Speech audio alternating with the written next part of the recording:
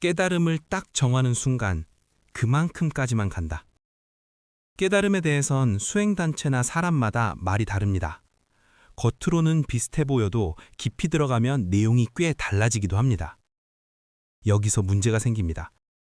잘못된 것을 깨달음이라고 믿고 따라가면 마지막 결론도 결국 잘못될 수밖에 없기 때문입니다.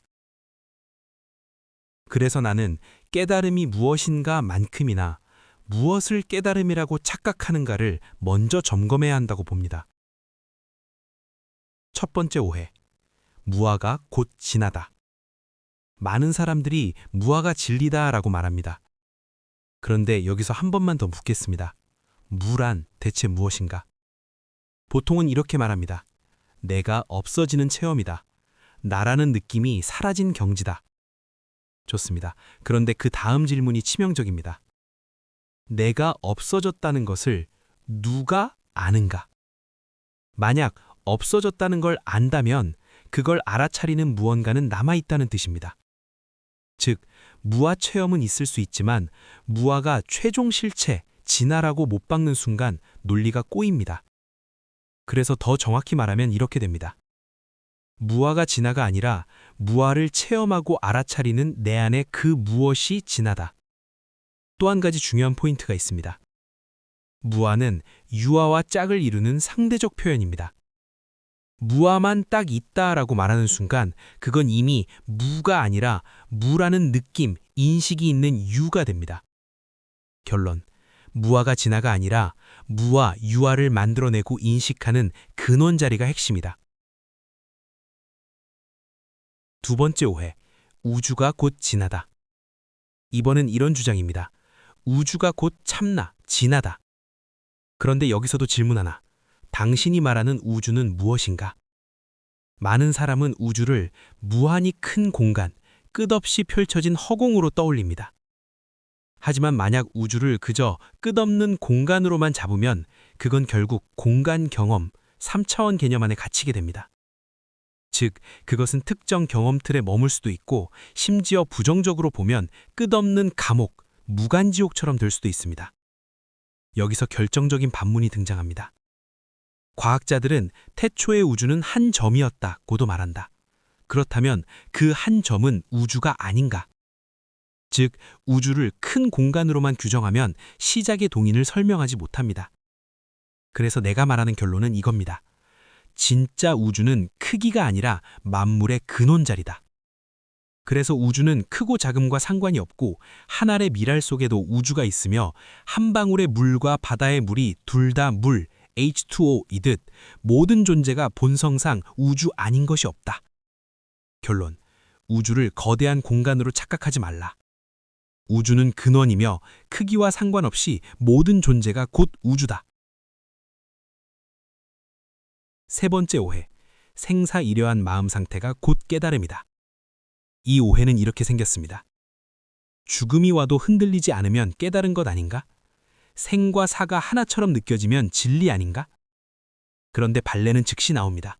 전쟁터에서 죽을 수 있다는 걸 알면서도 타인을 위해 희생하는 사람은 많다. 그들이 모두 깨달은 것인가? 아닙니다. 그리고 여기서 또 문제가 생깁니다. 그럼 잠시 깨달았다가 다시 아니게 된 건가? 깨달음이 켜졌다 꺼지는 상태인가? 이렇게 되면 깨달음이 진리가 아니라 그때그때의 심리 상태처럼 되어버립니다. 결론, 생사이려라는 상태만으로 깨달음을 판정할 수 없다. 네 번째 오해, 몽중이려, 오매이려가 곧 깨달음이다. 이번엔 이런 말입니다. 꿈속에서도 한결같으면 깨달음이다. 자나깨나 이려하면 끝이다. 만약 이려한 어떤 상태가 항상 있다면 그건 이미 무가 아니라 유 아닙니까? 게다가 이려라는 말은 자칫하면 이렇게 됩니다. 무엇이 무엇을 바라보고 주체, 무엇을 대상으로 삼고 객체, 바라보는 행위가 있고, 즉 이미 주체, 객체, 행위가 갈라진 유의의 작용이 되어버립니다. 그리고 더 날카로운 지적이 있습니다. 오했다, 매하다는 건 누가 분별하는가? 이미 오하 매가 일어났는데 거기서 이려인가 아닌가를 따지면 말장난이 되기 쉽습니다. 버스는 지나갔는데 여기서 이려 여부를 따져 뭐하냐. 결론, 오매이려, 몽중이려도 고정된 진리로 단정하면 함정이 된다. 왜 이런 착각이 반복되는가? 이유는 간단합니다. 우리는 무한한 진리를 유한한 개념과 생각으로 설명하려 든다. 그래서 깨달음은 이런 것이다 라고 단언하려는 시도는 기본적으로 늘 부족하고 미완성일 수밖에 없습니다. 그럼에도 우리는 말을 해야 합니다. 그래서 제시하는 원칙은 이것입니다. 한두 마디로 잘라 이게 깨달음이다 라고 하지 말고 가능한 여러 관점에서 상호 보완적으로 설명해야 한다. 엄청난 양의 경전이 존재하는 이유도 바로 이 상호 보완 때문입니다. 그럼 올바른 깨달음을 말하려면 어떻게 해야 하나? 깨달음의 질문은 진리의 체, 상, 용을 가능한 완전하게 이해시키는 방식으로 설명되어야 한다. 그리고 그 예로 당신은 법신, 보신, 화신처럼 세 측면을 두루 보는 방식이 필요합니다. 즉, 깨달음이 무엇인가, 이해, 깨달음을 어떻게 성취하는가, 수행, 둘 다 한쪽만이 아니라 전체 구조로 다뤄야 한다는 결론입니다. 마지막 결론. 내가 이것이 최후의 진리다 라고 말하는 순간 나는 아무리 노력해도 딱 그만큼 이상은 알 수 없게 된다.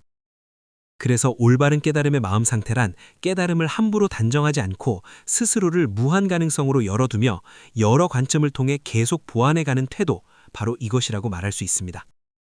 한 문장으로 압축하면 올바른 깨달음은 딱 한 정의가 아니라 어떤 정의에도 갇히지 않되 자신을 열어두는 정견의 태도,